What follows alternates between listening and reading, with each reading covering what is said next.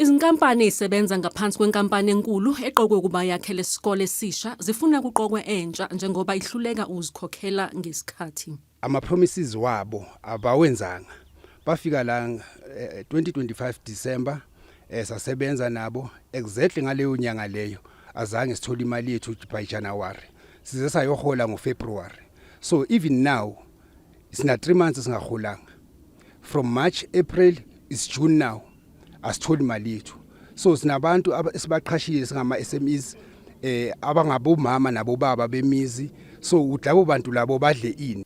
Kunamahlebezi athi umhlaba okufundela kuwo abafundi kwamanje akusiwo kahulumeni kanti umnyango ukhokha igidi zamarandi kumnikazi wawo.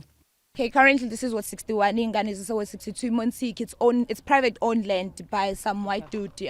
Tenyusa ubisi ngale ngemuva. So isikole sakhona ama container. As you can see, it's winter now. Isikole sakhona msho kuyabanda and leso sikole ngonyaka ba renta 2 million a year eyakulesa sikole lesiya. So why can't they take that 2 million and allow it here so that sizokwazi ukuthi siqedelele lesikole?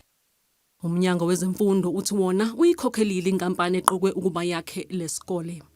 We know that there are now issues of the payment of SMEs on site, but this is due to repeated negotiations on rates. They don't agree in terms of rates, they don't agree in terms of how to manage the entire project. So our team of infrastructure is on site from today.